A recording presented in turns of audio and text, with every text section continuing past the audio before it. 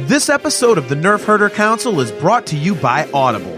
Visit audibletrial.com/NHC for your 30-day trial and a free audiobook download.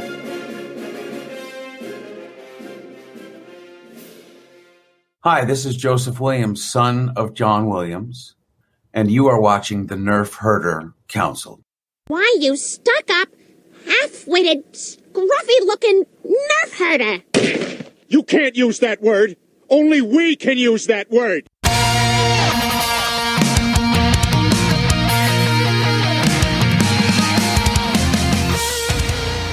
You're tuned in to the Nerf Herder Council, your source for Star Wars opinion, conversation, and debate. Featuring your hosts, JT. Stormtrooper armor deflects everything except Orback hooves. They're like a horse version of Thomas the Tank Engine. AJ. Yeah, Rebels is a lot like our show, where we think we have a good idea and then it just fails in execution. Steve. The vacuum of space does crazy things to your beehole out there, man.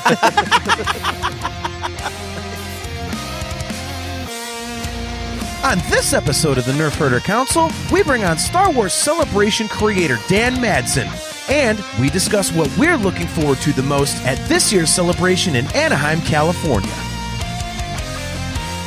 This is the Nerf Herder Council.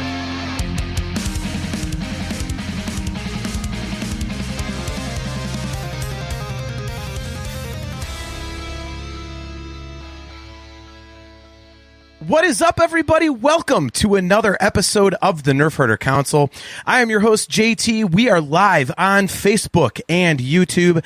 We are live at those two locations, as well as our Twitch page every other Wednesday, usually at 8:15 p.m. Eastern Standard Time, but we are going a little bit early tonight for a very, very special reason. We are brought to you by Audible. Go to audibletrial.com/NHC for your 30-day trial and a free audiobook download. And do not forget that you can get your own customizable Nerf Herder Council swag at shop.nerfherdercouncil.com. Steve is not with us tonight, but let me bring in my esteemed co-host, AJ. What is going on, man? How are you? Hey, good times. What are you doing, man? I am waiting to bring on our special guest. This is kind of like a bucket list conversation for me. I know it is for you. Mm-hmm. You and I have talked many, many, many times on the show about Star Wars Celebration and how important it is to us, what a big deal it is to us. It's like our favorite thing to do together. And we managed to get lucky enough to track down the creator of Celebration. He is the creator of the first ever Star Trek fan club. He got the very first license from Paramount for that. He created the first Star Wars fan club, and he is the creator of Star Wars Celebration. So let's bring him on live from his car in Denver, Colorado. Ladies and gentlemen, Mr. Dan Madsen. Dan, thanks for coming on the show, man. Hi, guys. Sorry, I'm from my car. It's all good. Just don't wreck. Good. Don't wreck. Our insurance can't cover it, man. I'm not driving. I'm parked. I pulled over to the side just for you guys. Look at that. We are truly lucky. So I do have to say, Dan, we did miss one thing in introing you like that. We also forgot to mention that you do have something else that you are probably most famous for. You are internationally renowned Cadu handler Dams Denna. That's right. That's right. And let me tell you, those Cadus are not easy to handle either. I can tell you that. So real quick before we get into Celebration, because this will all tie together, but how did you end up in the Phantom Menace?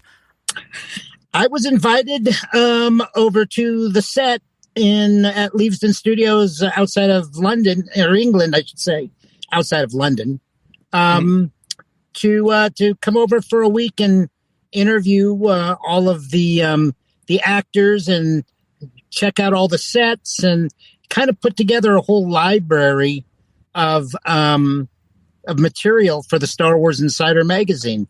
And I was invited along with other editors from around the world that were doing Star Wars magazines, like my good friend Patrice Giraud from Paris. And so I was offered a cameo. They basically, at first I was just going to be an extra in the crowd scenes, and somehow they pulled me aside and said, "We want you to come out and grab the reins of this beast." And I said, "Well, what does it look like?" And they said, "Well, it looks something like between a dinosaur and a chicken." And so that's all I could imagine, going up there to get it, because there was nothing there when I was grabbing that. It was completely empty. And then, of course, the magicians at ILM added that wonderful Cadu there that you see on the screen, and Jar Jar Binks and all the Gungans and all the other stuff that was that made it look huge and had all of the ceremony and such. It was kind of amazing to see it when it was finished. That's amazing. Man, I am truly Did you get a jealous. chance to see it before watching the movie? I didn't. In fact, I didn't know if I was even going to make the cut. And it was at Star Wars Celebration 1 on the last day when someone from Lucasfilm said, "Hey, I saw the film and you made the cut. You're in there." And I was like, "Oh, wow, cool." So yeah, and it wasn't until after the movie had come out that they came up with a name for this little guy who's a handler, Cadu handler, and they named him kind of an amalgam of my name, Dan Madsen. What was it? Didn't they do that with Jon Stewart when they had they gave him an action figure and then they said he was from the planet Stew John? Wasn't that what they did? I forgot about that, but I think that's accurate. I think that's true. That's crazy. I agree. Yeah.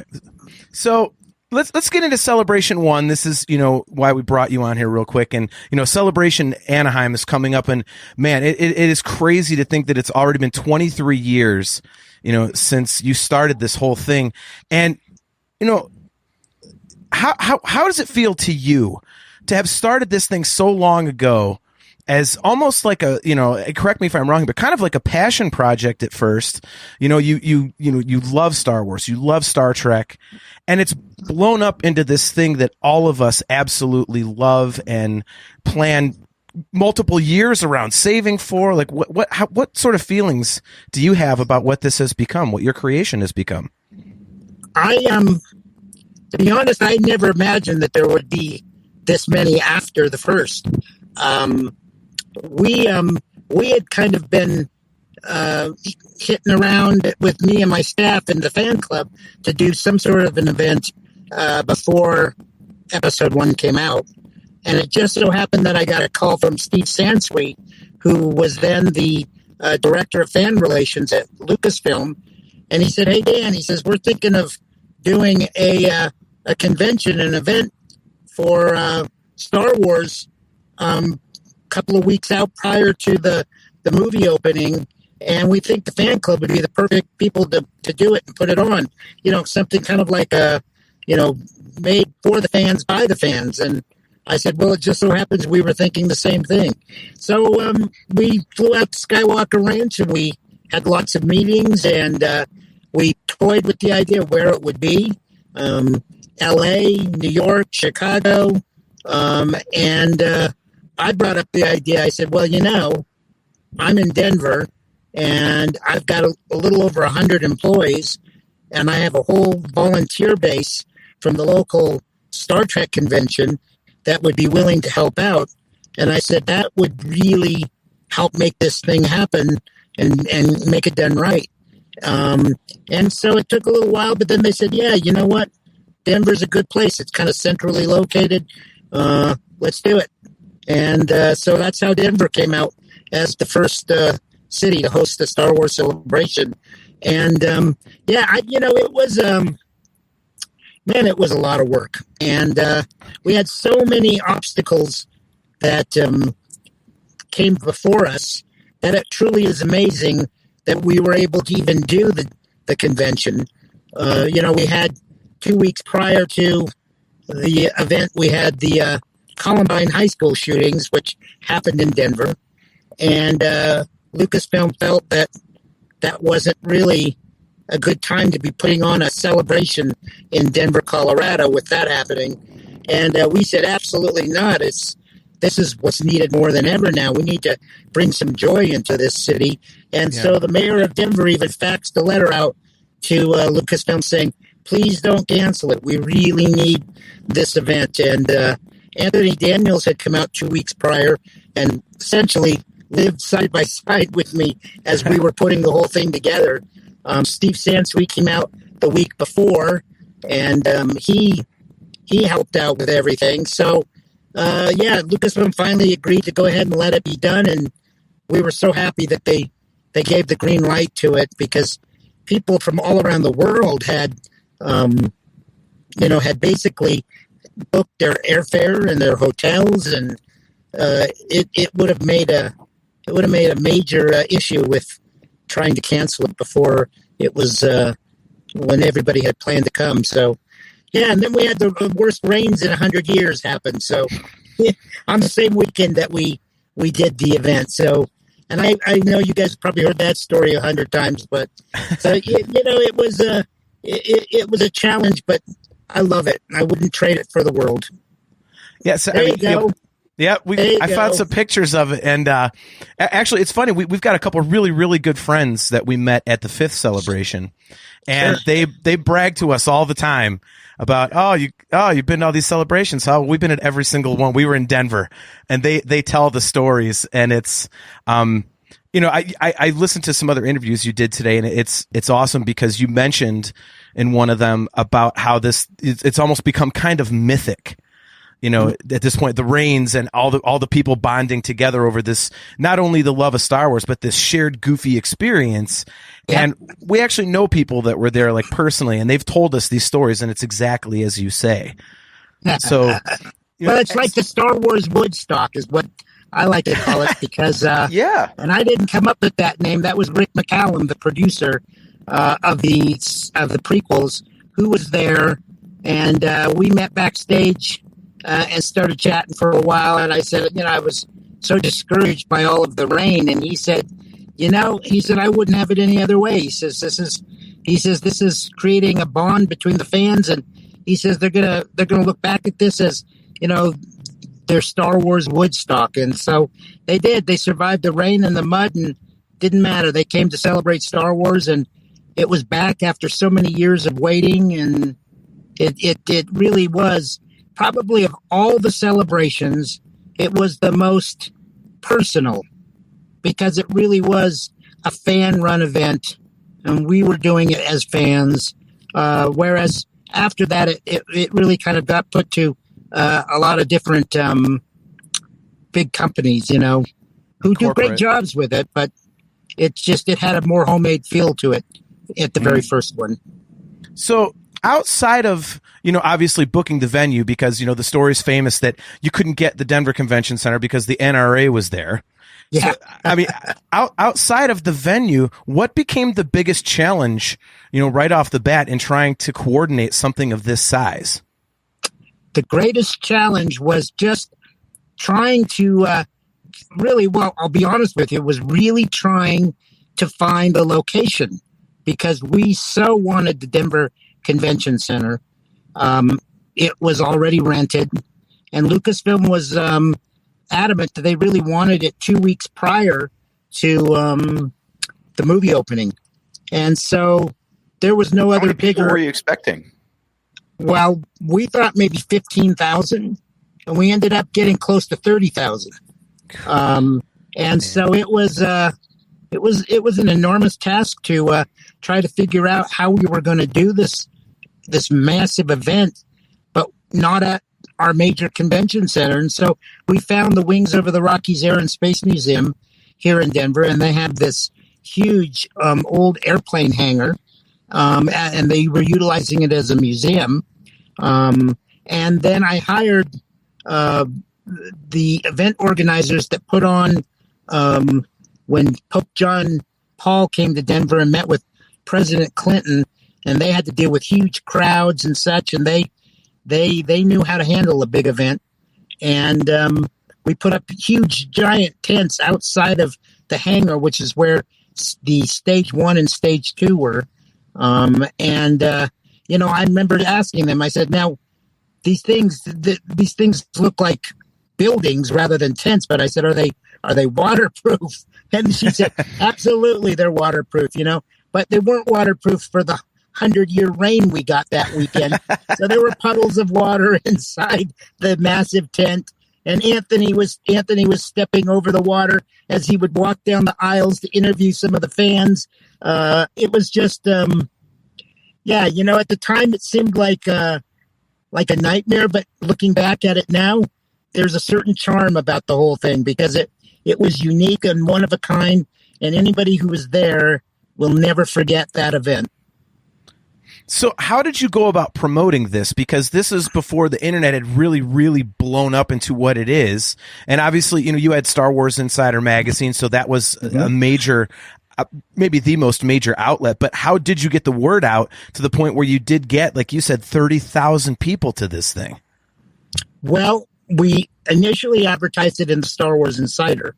That was our main source of getting the word out and the first word out. And then Lucasfilm advertised it all over the place as well, putting ads in places and such. And then just word of mouth. We just kept advertising it. We mailed out flyer. We had 180,000 members in the official Star Wars fan club at that time. So we mailed out flyers to every single one of them. It was kind of a grassroots kind of marketing thing because you're right. The internet hadn't really come into full force at that point. So it wasn't like there were a million different Star Wars fan sites that we could go on and say, hey, come to this. And we didn't even have a Star Wars Celebration website. So it really was grassroots marketing to get the word out. And the fact that we ended up with almost 30,000 people coming, is mind-boggling. Yeah, did you end up having any logistical issues because of the amount of people? Was it, or were you able to accommodate it, or do you have some overflow? We did have some issues because, to get into the giant hangar, there had to be a line going outside. And of course, it was just pouring rain. So we had to build kind of tent canopies outside so that people that were waiting could be at least under the canopy and weren't getting soaking wet, standing out there waiting to get into the hangar. We had to do all kinds of little things here and there to try to make everything work. But the rain was such, and it's funny because the next weekend, and I remember telling this to several people, it was absolutely gorgeous, beautiful sun, blue sky.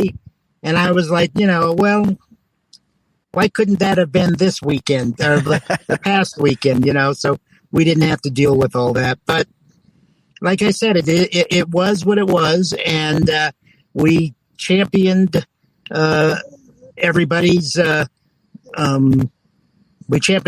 spirits to try to make it work, and we did. And now it's the Star Wars Woodstock. The stuff of legend.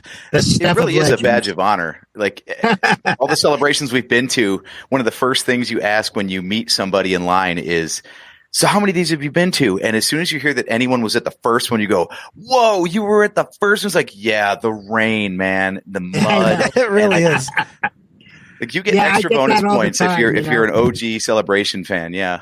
It's funny because, it wasn't too long after the event that people were kind of complaining like, oh my gosh, yeah, that event was horrible. There was rain and mud everywhere. But 23 years later, people have changed their minds and they've become a little more fond of it, and there's nostalgia around it. And they're like, oh, yeah, we stood in the rain and the mud with, thousands of other Star Wars fans, and it was absolutely amazing. And so, time makes things seem better. And then nostalgia brings people back. And I think when it really hit me that we had started the very first celebration, and what it had come to now was, 3 years ago in Chicago, I was at the 20th anniversary presentation of Phantom Menace, and it was in a huge, massive auditorium. And Anthony Daniels and Warwick Davis were on stage, and they started talking about the first celebration, and I was in the front row, and Anthony introduced me and asked me to stand up and said, we're all here because of Dan. And I turned around, and that entire auditorium was giving me a rousing applause, and it looked like a rock concert. I mean, I'd never seen anything like it. Every seat in that place was filled. And the only thing I could compare it to was being in a massive auditorium for, some of the major rock bands. And I remember turning, and it kind of took my breath away, because I thought, oh my gosh, look what it's become. Look how big it is now. It's just absolutely incredible. Our buddy John Chiato, he says, I was there. And Nay. I was going to tell you, you're looking at two nerds right now that were out of their seat giving you a standing ovation, because we were there. We were there for that moment too. You were there for that moment. Awesome. Oh yeah. I saw you guys up in the stand. Right? I had a green lightsaber, so at least I stood out a little bit. Not much, but I not much. That green lightsaber. It was the one that was all dented from having used it in a drunken lightsaber brawl the night before in the hotel lobby. That's a good use for it. I literally had the thing for a few hours and dented it all up and everything. It still works, but when you turn it on now, it's got you could tell that it's got war wounds in it. So, a good expenditure of $150 there. So, absolutely. So going back to the rain real quick, was there anything that you had to cancel because of that? No, we didn't cancel anything. All the events happened inside the hangar or within the tents. And there was like a Lego building thing going on outside, and we had to build a whole nother little tent area out there, because Lego sent in two of their master Lego builders, and they built this massive Naboo starfighter out of Legos. So we did that. We had to add that on, but nothing, to the best of my memory, nothing was actually canceled. We went forward with everything that we had planned to do. That's awesome. So if you were still involved with Celebration today, what would you add? What would you update? Is there anything that you have a fond memory of that happened or that you did with the first one that you would like to bring back? They do them so well now that I don't have anything specifically that I would say, well, they should do this again. But I think one of my favorite things was the archives, the Lucasfilm archives. And, they sent out props and miniatures and original costumes and things. And we had to go out and buy all of these, a variety of display cases in order to utilize those. And we had to hire security to be around all that stuff. But then they brought, Anakin, a life-size Anakin's pod racer to the event. And then we also had a life-size X-Wing fighter that was brought to the event. And believe it or not, that's still at the Wings Over the Rockies Air and Space Museum. They, Lucasfilm allowed them to keep it there amongst all of the vintage, fighter planes and such that they have inside the hangar. And it's one of their most popular attractions now. And the local Star Wars Club, 501st and Rebel Legion and stuff, do all kinds of events there around the X-Wing fighter. Many of the Star Wars cast have been there now to do a variety of different things. I know Harrison Ford was there for some banquet, and he signed the X-Wing. And they've got an amazing amount of autographs on the side of that X-Wing now, from Harrison Ford to Anthony Daniels and on and on and on. And so yeah, that's that's the life-size things were pretty cool that we were able to bring out. And one of the things that was really magical was when they shipped the X-Wing fighter out to us. I had a whole separate warehouse that we had to store it in. And then we had to put it on the back of a flatbed truck and drive it from our warehouse down to the Air and Space Museum. And you can imagine the looks of people as it's going down the road and they see this truck and all of a sudden there's an X-Wing fighter on the back of it. It's not something you see every day. And it got a lot of attention. I know that I'd see that. I'd be like, well, whatever we were doing the rest of the day is on pause because I'm following that thing. I want to know where that's going. That's right. Yeah, that was a really cool memory because I can remember how everybody was talking about how cool it was that they, that this X-Wing was on the back of a truck driving down to the museum, and it stopped people in their tracks.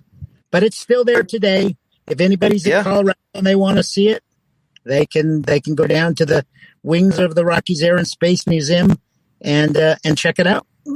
Clearly, it's famous. I just Googled X-Wing in Colorado, and it was the first hit. It took me 5 seconds to pull up the image for the audience. It's been on a lot of the newscasts and such because it's unique. There aren't too many of those around. Mm-hmm.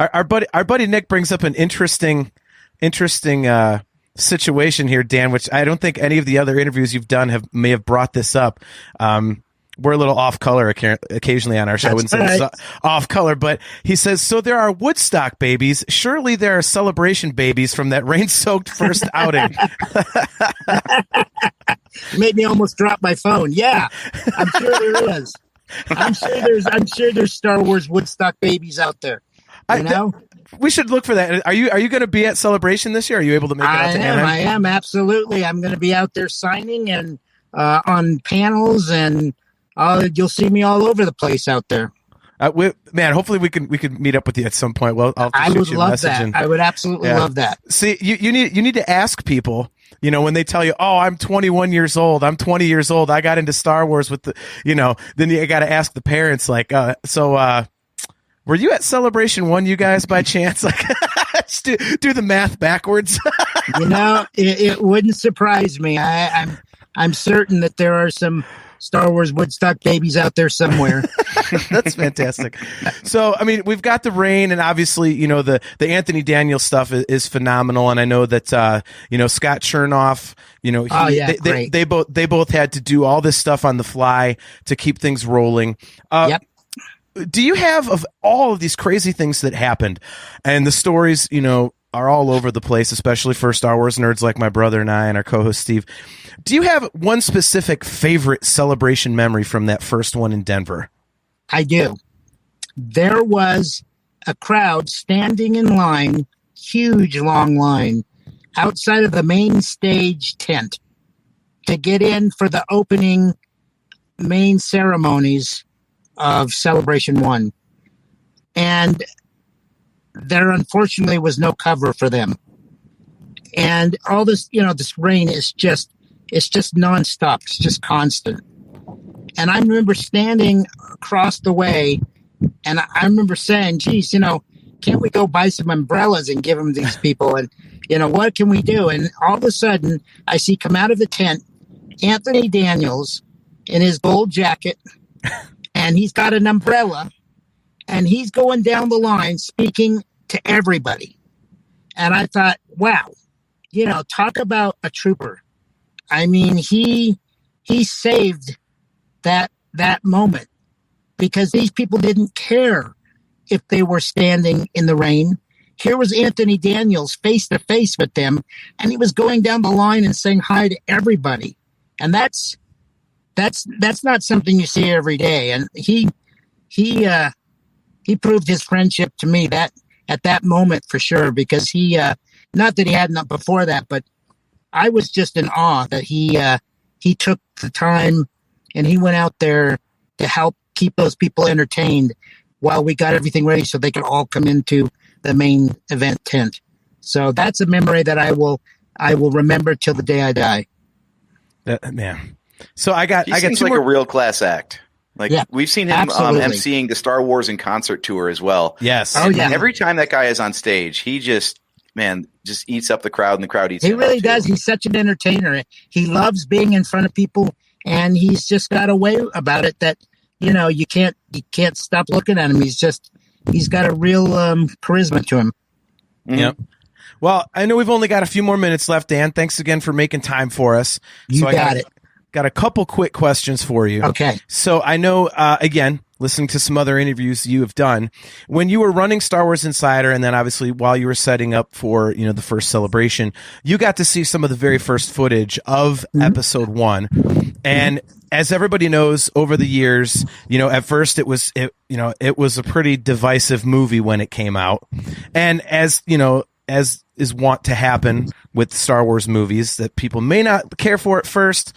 Now it's pretty much like a fan favorite. People love it. So it was very different from the original trilogy, which is all we had to go off of at that point. What were your initial reactions to what you saw of that first footage?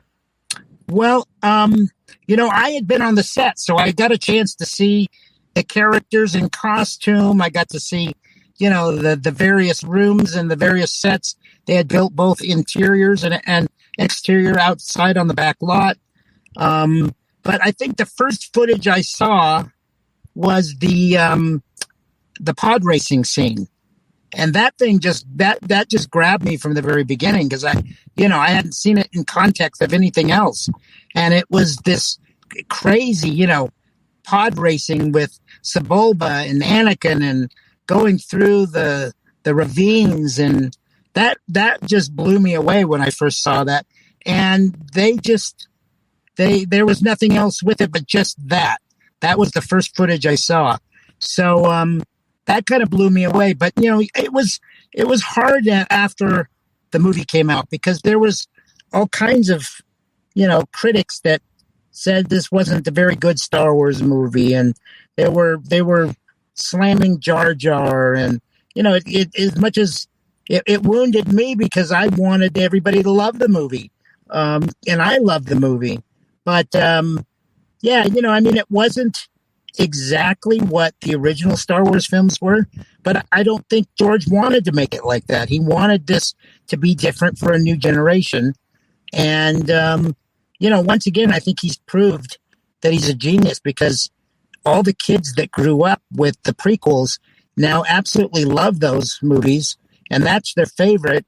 And, you know, like my son, he's 30 years old now, and he was a little kid when the prequels came out, and he absolutely loved the prequels. And to this day, he still thinks those are the best movies, even more so than the originals. And, you know, my feeling is that the originals are the best, because I grew up with those. So, you know, it's just a matter of what you grow up with and you look back on it. But yeah, I'm very happy to see, especially even Episode 1, getting some of the love and respect that it didn't get at the very beginning. Yeah, for sure. Well, I know we're up against your time limit here, Dan. Again, thank you so very much. Two quick things here. AJ does some Star Trek content. This is not just a Star Wars channel. We do a lot of nerd stuff besides Star Wars. Good. So, I love Star Trek just as much. So you might get a message from AJ there to get on here and talk some Trek with him. So I'd be happy to talk Trek. I love Trek. So fantastic. There you go, AJ. Where's my co-pilot here? Is he in the chat? There he is. There's Joe. Yep. So, and real quick, Dan, before you go, like I said in the intro, like Celebration for my brother and I is literally, it's, you know, a pilgrimage for us. We literally plan for it from the closing ceremony of the current celebration to, you know, okay, we've got this many years to do this. What are we going to do? This year, it's actually going to be a full family vacation for me. Awesome. My wife and stepkids are coming, and I can't thank you enough for creating this thing, because we have met so many friends because of this. You know, Chris Mocht, who hooked me up with you, I met him through the show, through Celebration, and you know, just thank you so much for creating this thing that's become something that really, I mean, it really is the definition of Star Wars fandom. What you created defines the fandom of Star Wars, and that's amazing. I really appreciate that. But it wasn't only done by me. It was done by many, many, many people that came together and helped make it happen. Specifically, Anthony Daniels, Steve Sansweet, my editor and vice president of Fantastic Media at the time, John Snyder. So I had a lot of help doing it. So I can't take all the credit, but nothing makes me happier than to see people like yourself who just absolutely are overjoyed to find another celebration coming down the pike, and that you can celebrate it with your family and your kids. And it's a wonderful thing that started 23 years ago, and I hope it keeps going for as long as I'm alive. That's awesome. Well, again, Dan, thank you so much for making time for us. Hopefully we can do it again in the future. And I'll shoot you a message when we're in Anaheim. And if you're out at one of the parties or somewhere we bump into each other, just grab a beer or something. Hang out and talk in person. We'll do it. I guarantee you. And sorry I had to do it from my car, but this is the best I could do. Hey, we are not complaining, man. Time. Exactly. Yeah. Thanks so much, Dan. Take care. Thanks, we'll talk to you guys. soon. Have a great one. Appreciate it. Dan. Take care. Bye-bye. Well, there goes Dan Madsen. That was awesome. Man, oh man. That was fun. That's like, Is it safe to say we've already had our best pre-celebration show yet? Right? Man, oh man, that's such a blast. I listened to a bunch of interviews and everything, and the stories have been told a lot if you're nerds like us. So I wanted to touch on some of it, but also just kind of get his thoughts on, maybe some stuff that hadn't been touched on. And man, he was so nice and forthcoming, and that was just awesome. Mm-hmm. That's, like I said, like for you and I, celebration is such a big deal. And we get all worked up to go, and here we are a week and a half from our trip, and I'm in full celebration mode. I'm listening to Star Wars music at work, and I'm listening to podcasts, and I'm watching the movies. Like, I'm just in full Star Wars mode. And to have him on that's going to make it 10 times worse. Because now I'm all fired up. But right. So I do owe you an apology because you didn't really get to ask anything. Oh, dude, first of all, you're better at it. You've interviewed people before. And second, it's much easier to have a one-to-one conversation than it is to try to get three people all involved. So besides, you asked all the questions people wanted to know. Well, there you go. Oh, look, here he is, the guy we mentioned, Mark Thrasher. I was in that last pick in the tent. Let me bring that up again. We'll bring up the tent here for Thrasher. This is just crazy to me. Question is, were you in the chat to hear that interview? Yeah, right. Man, oh man. Look at that. Oh, I think I see him right back. No, actually, Thrasher, I think that's your mom. Oh, he's throwing a mom joke. Nice. Look in the middle. He's telling us to look in the middle. That's going to work. Zoom in and enhance. Exactly. Look at that. Kale McLeish says he's awesome, but I kind of want him to get a convertible and deck it out as a land speeder. If it had worked for anyone, it'd work for him. There's Joseph Wren, your Star Trek co-host, says that was awesome. Yeah, that was cool, man. It's so weird to think, and Nick Hartley, I mean, it was hilarious, his comment, but that really is, pretty funny to think that there's kids walking around at Celebration right now that might have been conceived at the first celebration. Right? I mean, that's crazy. So, dude, it's been around long enough that we're almost to the point where some of those celebration babies are going to bring their celebration babies. I know. That's wow. So anyways, guys, that was Dan Madsen, creator of Celebration. He did the first one, and then after that, it was huge, and Lucasfilm basically took over, because it just became this enormous event, and now obviously it's just, I can't even tell you how huge this thing is, but yeah, that's happening in a week and a half. Yeah. I think he got out at the right time. He did the first one. He's like, the event I'm sure was fun, but not for me. So no thanks, guys. Yeah. I got my badges here, so I just got to activate them. I got my 4-day and I got individual day passes, so I'm ready to roll. So yeah, that's a week and a half out, man. Yeah, one of yours is for sale, isn't it? So if anybody needs a 4-day celebration pass, hit us up. Mm-hmm. So what are you looking most forward to for this one? Because this one's kind of a wonky celebration because there's not a movie coming out, and we already know the slate of shows, so we're not really sure what information we are going to get. You know, trying to figure out what the storyline is for this one, I kind of had to flash back to actually the first and second celebrations that we went to in Orlando, because that was when Clone Wars was the only thing going for Star Wars at the time. It was post prequels. It was pre-Disney purchase. I didn't even think about that. There was nothing on the horizon. It was just season 3 of the Clone Wars and then season 5 of the Clone Wars. That's all we had. And it didn't really matter because, you've accused me and blown it way out of proportion of how I'm not as excited for Celebration. And it might be my last one, which, scurrilous, groundless, baseless accusations. But yeah, for me, it's the socializing. Like we know so many people, like you were saying, we've met all these people. And as much as I think, what Dan was getting to with that interview was the whole thing was not originally based around, okay, here's our info dump from the source for what's coming next for Star Wars. It was a true celebration of Star Wars. Get a bunch of people together that all love Star Wars, put them in a room and let the camaraderie commence. Yeah. So I'm looking forward to just meeting people, hanging out, and whatever announcements we get are cool. But I think it's more the stories that we're going to come back with from the people we talk to. Yeah. The stuff that we have going on is absolutely just crazy. I mean, the plans that we have, it's like every night. And, we're talking about, for example, the first thing that we're doing is, we've got the Boon to Eve. We got the Boon to Eve Cantina, and I'm in that karaoke competition again. So May 25th, right on Star Wars Day, there's going to be a whole bunch of Star Wars actors doing signings. There's going to be a live podcast, open karaoke, and then like I say, I have to do a karaoke contest that I was in, back in 2019. So that's going to be a lot of fun with our buddy Spencer and John and stuff like that, and. The 501st party, that's going to be an interesting one because my buddy Mike Stang plays bass for the band that's playing the event. So it's a $110 ticket, but, because I know him, he might be able to hook us up. So you're going to put on the band schmooze, aren't you?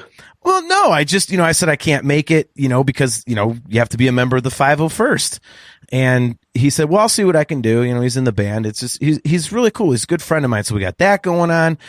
Hell, the night before the Boon to Eve, there's, the pre-hangout. So we've got something on Tuesday. I love how the pre-party has a pre-party. I mean, dude, this is insane. The pre-party. Yeah. And man, it's just crazy all the stuff that we have going on. So by the time when we roll into Anaheim, which will probably be about 2-3 in the afternoon on Tuesday, we're basically going to be running the whole friggin' time. Yeah, we're kind of already late. Thing. Yeah. Yeah. So now the real question, based on this Boon to Eve thing, Babu Frick, Grogu, who wins the karaoke contest? Oh, that's a good one. I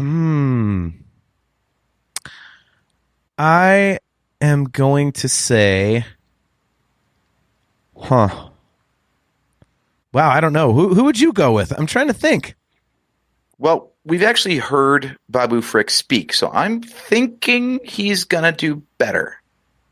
Although Grogu probably would sound kind of like a mime version of a minion, I think. And that's adorably cute, so he might win just on that alone. What if it's toddler mumble rap? That would be Grogu. Nick Hartley. Will there be a cover of the Max Rebo tune from the beginning of Jedi? There we go.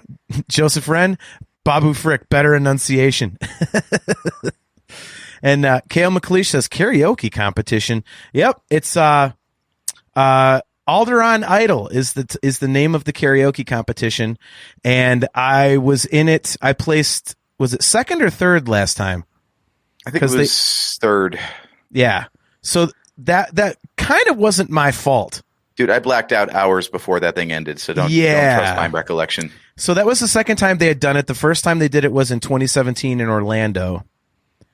And for this one, we showed up to the bar because the event was at 8, and we're like, all right, let's get there at 6 to make sure we have a table. We'll get some food. So we hadn't eaten.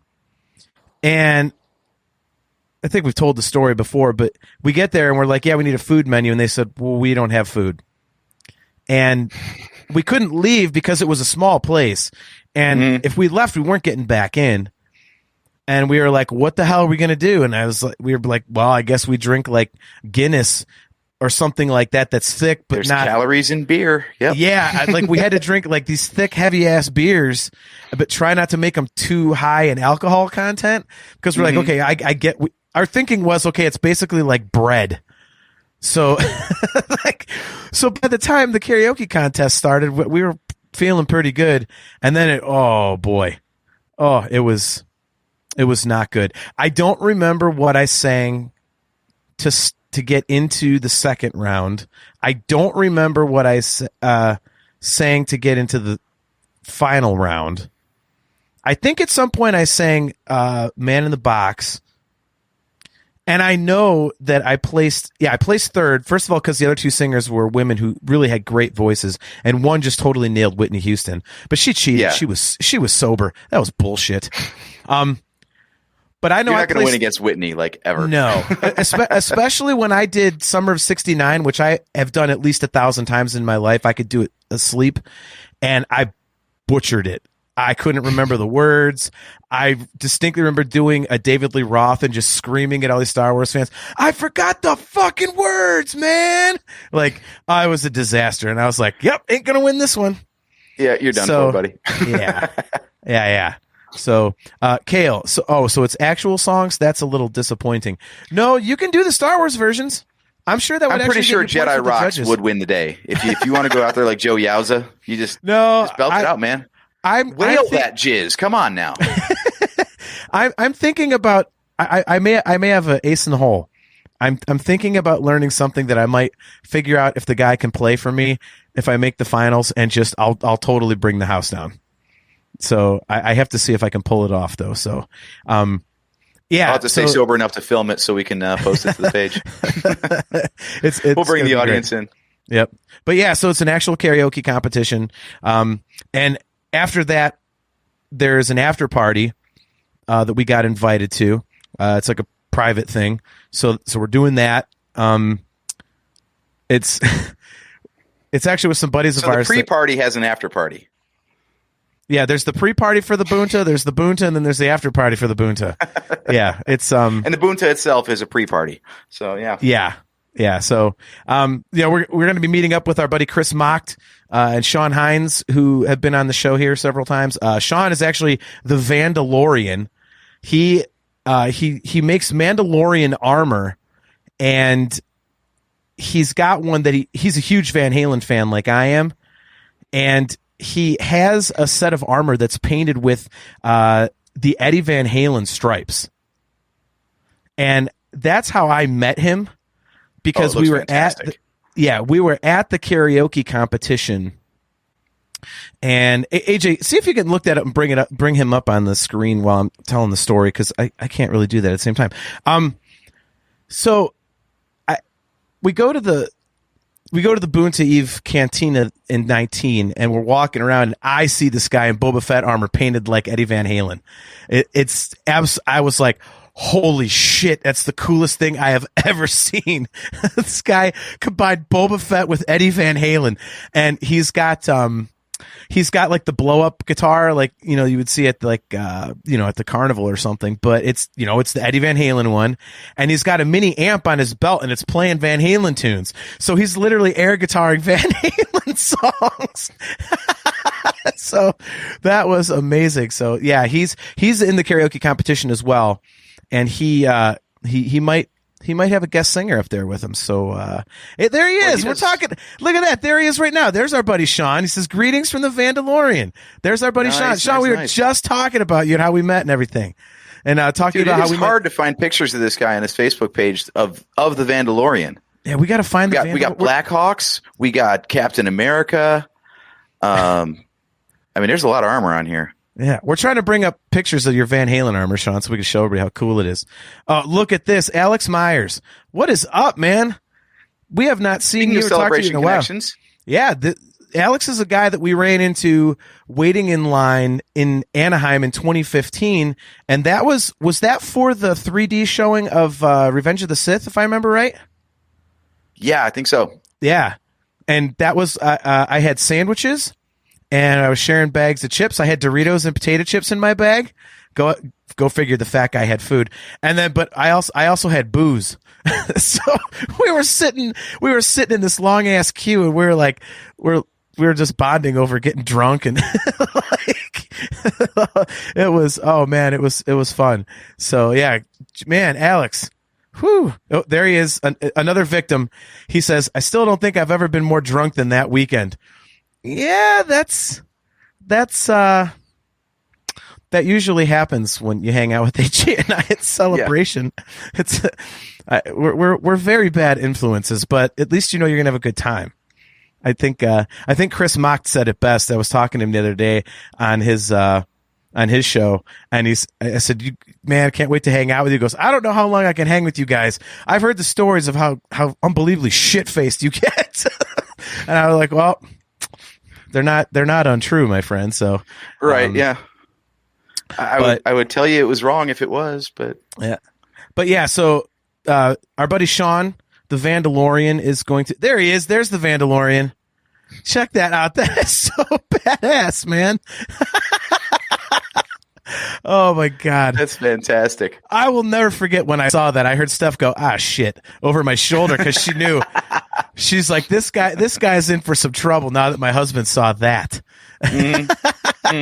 Definitely. So yeah, so my buddy Sean is in the Vandalorian is in the karaoke competition, and he may have a backup singer helping him out. So is it Smurfette? We shall see.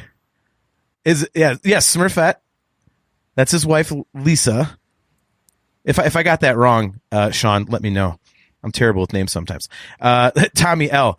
Now I wish I would have met you guys in Chicago. I want to be wasted. Well, if you're ever at a celebration or in the city where Celebration's at, just know that AJ and I are there, and you can message us. We'll be like, "All right, here's where we'll be. Strap in." And we're a lot funnier when you're drunk too, so it's a perfect match. Yeah. So Kale asked, "Is it only 4 parties?" No. We basically, I know it's 5 so far, and there's gonna be some stuff probably on Friday because Kenobi's coming out, and we may be meeting up with some friends for kind of like a special screening that might be going on. So there might be that happening. It always ends up with something. It's honestly, the downtime is during the convention, like walking around and seeing all the booths and stuff, checking out panels. That's our downtime. Yeah, it's just enough time to rehydrate, kick the hangover, start it all up again at 5 p.m. That's how it works. All right, Sean. All right, Sean, here you go. Our buddy Nick Hartley wants to know, how much for the armor? Would you take $1,550? Nice play on numbers there. There you go. So Sean said he sent us a Vandalorian pic from 17. I don't know if I can bring that up right now. I don't know how to bring that up, unfortunately, Sean. Oh, that's damn it, Sean. That's a badass picture too. But yeah, dude, I'm with you. I'm looking forward to to the hanging out. That's honestly the coolest thing about Celebration. When we're talking to Dan, and I told him that Celebration is like it's the definition of Star Wars fandom. It really is. It's like when you think of all the good parts of being a Star Wars fan and being a member of the Star Wars fan community, that's all the things that describe Celebration. And it's really cool because leading up to it, everybody's just so up and in such a great mood. And during, everyone's in a great mood. And afterwards, all the love on social media and everything. I mean, it sucks that it goes back down to its normal levels, but it's just great to see. It's such a shot in the arm. And everywhere you look, there's, somebody you haven't talked to. You just end up like our buddy Alex, bullshitting, in line waiting to see, Revenge of the Sith in 3D. And, Mark Thrasher, we're sitting there talking football, and he starts ripping on us because he's from Baltimore. He's a Ravens fan. We're talking about the Browns. We're from Cleveland, God, I mean, Sean, we met, him at the Bunta, and we've kept in touch with him over the years. We've had him on our show. I mean, the different podcasts that we've met. I mean, it's just awesome. And that's the one thing, as convenient as all like the digital and virtual queues are and everything, we made so many friends having to wait around in line with these people, and like, you really can't replace that. Like, you look at these lines like, oh my God, it's 3 hours to get into this thing. But then you spend 3 hours making friends. Yeah. It's actually pretty cool. A lot of people complain that they do the digital lottery for the main panels now, because a lot of people liked doing the overnight queue because they just sat there and they hung out with people, and it was just kind of like a giant hangout. Mm-hmm. So those lines were getting so ridiculous, though. Do you remember Orlando? Like, I tried to film that, and I at that point my phone couldn't take a video long enough for me to actually walk the queue the entire distance. It was like over a mile or 2. Cap. Yeah.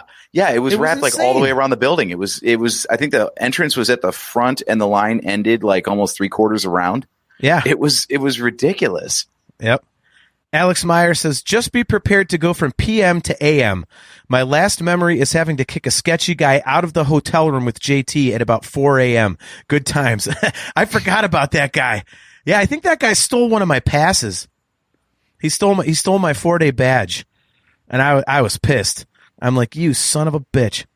So, that guy, he did get real creepy out of nowhere. Him and his buddy. I was like, yeah, I think you got to go. I was like, and that's when you start thinking, oh, man, maybe we shouldn't do this sort of thing. And then the next night, it happens again. We're too trusting. Yeah, John Chiato, he says he loved being on the lines, man. He was a big fan. A lot of my friends that have done it said it was a great time. The only thing that people usually bring up was that certain people just didn't have a concept of hygiene, and that people smelled like ass on that line a lot of the time, which is pretty gross if you think about it. It's like, just bring some damn deodorant. You know you're going to be sleeping there overnight. Like, what the hell? Joseph Friend sorry about that. Sean, our buddy Sean, says, you should have seen the overnight line for George Lucas at Celebration 3. Whew. I don't think I even want to picture it. Although I wonder at that time at Celebration, since it wasn't as big as it was when we were in Orlando, if it was as long. It'd be interesting to see. That was the funny thing about that interview where, I asked him how many people were you expecting. He said, we thought like 15,000 and 30,000 showed up. I'm like, yeah. I remember Anaheim 2015 where they sold 120,000 tickets and they were all gone. So yeah. The size of this definitely thing is gotten crazy. bigger. Yeah. So do you think we'll steal any golf carts this time? No, but we might commit a few misdemeanors at Disneyland. Ooh. Especially if the lines for the bathrooms are as bad as they were last time in Anaheim. Oh, that's right. I forgot about that. At that point, any receptacle will do. And I am known for, if I'm drunk, I'm like, if I can get away with pissing somewhere, not have to wait in a line, or if I'm not going to get caught, I'm like, why would I wait? So, bushes, all right. Dude, that's in public. I don't care. I will just go deep into them and pretend like I'm looking for my keys. Yep. Like I don't. Or just stand there like, I'm just looking, checking my phone here, guys. Just checking my phone. Yep. So John Chiato wants I'm done to with know Facebook. Okay. John Chiato wants to know when we are going to Disneyland. It'll probably be like 2:30 a.m. I'd say 2:30 or 3 after numerous shots and beers. We have no plans to actually go to Disneyland. I don't think we'll, have time for that. To be fair, we didn't have plans to go to Disneyland last time either. Yeah. How did we end up there? Hey, it's Gizmo. What's up, Gizmo? Good to see you, man. He says, hey, guys, hope all is well. Good to see you, man. Well, we ended up there because Steve swore by this freaking pizza place that was downtown Disney or whatever, Disney Avenue or whatever the hell it was. Yep. Mm-hmm. And we're like, all right. And it's Sunday night. We were bummed out because, Celebration had just ended officially. So we're like, all right, we're going to go check out this pizza place. And first of all, they told us it was going to be like a 2.5 hour wait just to get a carry-out pizza. And then we looked at the menu. It was like a large, like pepperoni, sausage, extra cheese was going to be like $62. Mm-hmm. And I said, number one, unless it's Chicago deep dish where you're getting, something you can maybe have 1-2 pieces of and you're full. No large pizza's worth $62. And number two, no pizza is worth 2 slaves, not by a long shot. Not by a long shot.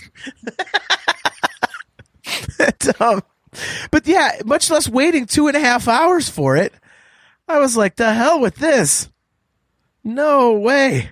Yeah, Tommy Ellis says, how much for a pizza? Yeah, $62 for a large pepperoni, sausage, extra cheese, and a 2.5 hour wait to get it carry out. Not even to get a table and order it and sit down. I don't, man, I can't do it. I can't do it. Republic credits were no good out there. Yeah, very much so. So yeah, outside of meeting some new friends and, we get to hang out with Chris Mock for the first time in person and whatnot. Seeing my buddy Mike Stang. I think there's going to be some cool panels. I'm interested to see, the Bad Batch 2 stuff. I want to see that one. I want to see the 20th anniversary of the Attack of the Clones panel because they did an awesome job with the Phantom Menace 20th anniversary one back in 2019. Mm-hmm. The main panels are cool. And I think one of the interesting ones that I want to see is that Rey panel, like how, there's a panel all about Rey. Like that looks really cool. And Doug Chang has another panel. I don't remember if it's art of episode 2 or what, but Doug Chang's got a panel. So as we found out in Chicago, the Doug Chang panel kicks ass. So we definitely that cannot be missed. Yeah, definitely want to do that one. There's a number of things that I would be interested in seeing. So I'm on the hunt for Biker Scout stuff. I'm getting out of collecting Black Series because they're just way too many of them now. I started that to be a completist, and now there's no way I can be a completist, so screw that. But I'm keeping the stuff that has sentimental value or that I really, really like. That being said, I'm looking for Biker Scout stuff, so I have a Biker Scout COVID mask on its way that should be here before Celebration since we have to wear a mask. I got that. And are you about to show something and brag? Because you look like you were about to... Well, no, you had mentioned earlier when Chat had brought it up while we had Dan on that you were going to tell your biker helmet story. Do you want to enlighten the crowd on what you've learned about biker helmets in the last week? Oh, boy. Real quick. Yeah. Sean Hines. Luke, I can't pay $62 for a pizza. Ben, that's your uncle talking. Nice. Yeah. So I have an unusually large head, so we'll start by saying that. That's just the truth. I got a big dome, and I have Biker Scout armor that I'm building. I'm going very slowly because I'm petrified of screwing it up, and I kept thinking that my head was too big for the helmet. The helmet comes in 2 pieces, and you got to glue it together and Bondo it and sand it and all this other stuff, and that's scary as hell. But I'm looking at this thing, and I'm like, there's no way it's going to fit on my head. And I know that the mask, like, comes up. It, like, flips up, like, a gull wing door. So I'm like, man, this is never going to work. This is never going to work. And I even, I emailed the guy who created this armor's Walt's Trooper Factory. I emailed Walt, and he's like, I've never had that be a problem for anyone. Everybody on the Facebook group, like, what are you talking? Like, no one's ever had a head too big for this Biker Scout helmet. And Tommy L, you're going to get friggin' banned for this shit. Got to get that Purgle on the Pauldron just right. I don't know if Pauldron's on a Scout Trooper, damn it. Now you're not hanging out with us, Tommy. But so, and he's like, yeah, no one's ever had this problem. I'm like, man, but someone had to have, because I bought the microphone for it. I got a fan for it. So I'm going to have a really good, set of Scout armor, but I can't fit my head in the helmet. Or so I thought. Because, yeah, if you look on the screen, that's how it flips up. I thought that just the face part flipped up. So for several years, I have been thinking something that is completely incorrect about the helmet. like a complete and total jackass. So apparently I may be able to fit my fat dome into this thing. And yeah, so the project continues. So Kale, I don't know, man. Kale says, better than that Family Guy joke when he takes off the helmet and has a tiny head underneath. I don't know, man. I kind of wish that was the case. I just don't know how you looked at that dot on the side and didn't realize that was the hinge. You know what? I'm already going to get crucified for this. I thought it was decorative. I really thought I have even that the Lego. Even the Lego helmet has it. I mean, come on, man. I wasn't thinking. Every other helmet that I have, my head doesn't fit in it. So I'm thinking this isn't going to be any different. And then when I tried to put the damn thing on my head, it just felt a lot too small. So yeah, I'm an idiot, man. It's a quote Anakin, episode 3. I have no excuse. I'm a goddamn moron. Wait a minute. We're smarter than this. Apparently not. So, yeah, man. So crazy. Like in 2 weeks, guys, we will not have a show because we will actually be at the Bunta as we would normally be going live at 8:15 p.m. Eastern Standard Time. It'll be May 25th. So on Star Wars Day, I will be singing on stage in Anaheim. Probably doing Your Love by the Outfield. It has been requested by by one of my buddies there, so we'll have to see. Be there with the Vandalorian. Might be singing some Van Halen. So there we go. Yep, John Chiato, he's one of the guys that hooks us up, man. The Bunta Eve Cantina, 3rd annual. Bring up that one more time here because you just gotta. Oh, I don't have it anymore. Damn. Just curious, how many people who are watching right now are actually going to be at Celebration? Oh, that's a good one. Chime in the chat. Let us know. Well, I know John Chiato's going to be there. That's his backyard. Actually, John, inside joke here, but how many more red crystals are you going to get from Galaxy's Edge? So, So unfortunately, guys, like poor John, like the inside joke's not really inside, but he goes live whenever he goes to Galaxy's Edge because he's from that area, and he's trying to get the black crystal for the lightsaber, and he goes live whenever he gets another crystal. And I swear, I haven't seen all of them, but I've seen several.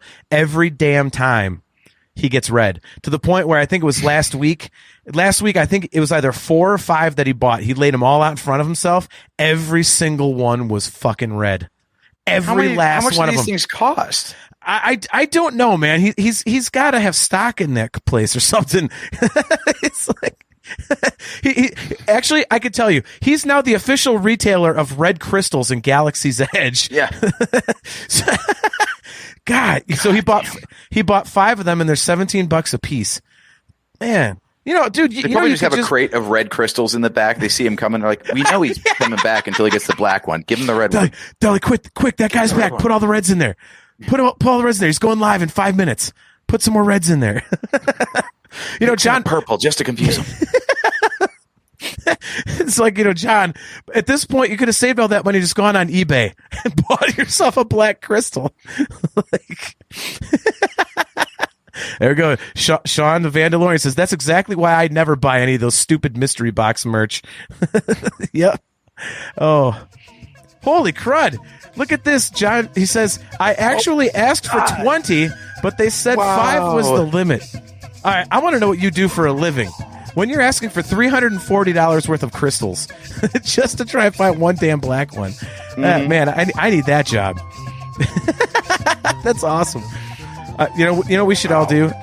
Anybody who watches this or listens to it back, if you're at Celebration, just show up at the Bunta Eve Cantina and bring a red crystal, and just everybody hand a red crystal to John. Let's see if we can all throw a red crystal at him. Just bury him in red crystals. So, man. So, man, if any of you guys are listening back to this once it's posted, and you're going to be at Celebration, just shoot us a message, Facebook message on the show page, and let's hook up, man. Let's grab a beer or something. We'll be at the Bunta Eve Cantina on Wednesday, May 25th I know that the actual adult portion, the 21 and over part, starts at 8, but families are welcome before that. They do have.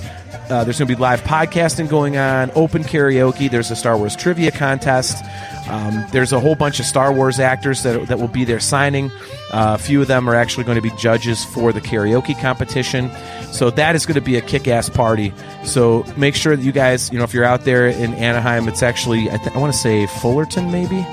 But it's at a bar called Biggs, and it's about 10 minutes from Anaheim. So that's where we'll be for the Boonta Eve Cantina. Might see you at the 501st party. Who knows? That one's up in the air. But just hit us up because we will be everywhere. We are always everywhere at Celebration. We're not too hard to find. So, man, AJ, real quick before we go, once again, that was so unbelievably cool. So unbelievably cool to have Dan Madsen on. Hopefully we get him on again sometime, and then you can hit him up and talk some Trek with him. Oh, hell yeah. He's also a huge Rush fan, so we got plenty to talk about. No kid. Man, I wish I would have known that. Oh, yeah. Watch. Mocktails has a 1 hour supercut of an interview that they did with him. And yeah, it covers Rush. It covers... I think it's just from last year because they were talking about a year removed from COVID. But yeah, right. Star Wars, Star Trek, Rush. He's into all the good shit. Man, that's awesome. That's hey Sean, you said you might be pulling an Axl Rose showing up just in time for the Boonta. Got to check out the store preview at 7. Don't forget you got to check in with Spencer by 7 p.m. or else you're not going to get in. So don't lose your spot. The store will be there. Mm-hmm. Besides, your tractor trailer's full, Sean. You don't need any more. So, John Chiato, great show, guys. Thanks. No problem, man. John, it is going to be kick-ass to see you in a few weeks, man. We cannot wait to hang out. That is going to be a blast. Maybe we'll find another underwear party to go to. So, we can all strip down to just our underwear and T-shirts and walk around drinking booze straight out of the bottle. That'll be good. So, Anyway, so thanks, guys, for tuning in to another episode of the Nerf Herder Council. We are not going to be here in 2 weeks, but we will be here a month from now. Again, on May 25th, we will be at Star Wars Celebration. But there is going to be some Nerf Herder Council content coming up. AJ, why don't you explain what that will be?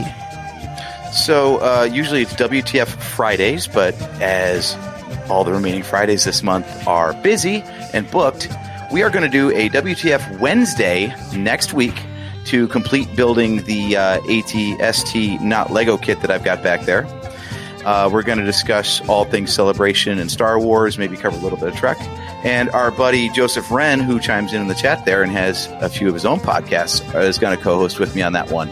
So tune in at the usual time, 8 p.m., and we will be building some Lego and talking about anything you guys want to talk about.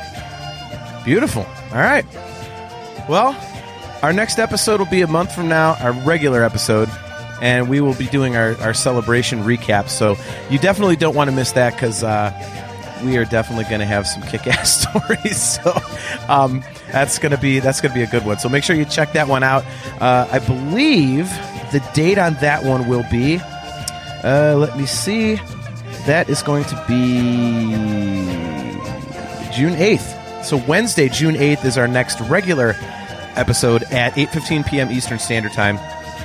We are live on Facebook, YouTube, and Twitch.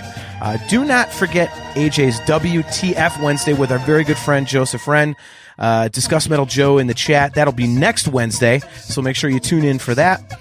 And again, we are brought to you by Audible. Go to audibletrial.com/NHC for your 30-day trial and a free audiobook download. And go get some Nerf Herder Council swag. You can customize anything you can imagine with multiple logos, multiple colors. That is at shop.nerfherdercouncil.com. One last time, thank you so much to Dan Madsen for coming on the show. That was amazing.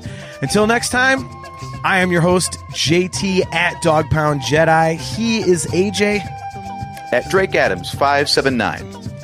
And we are off to Celebration.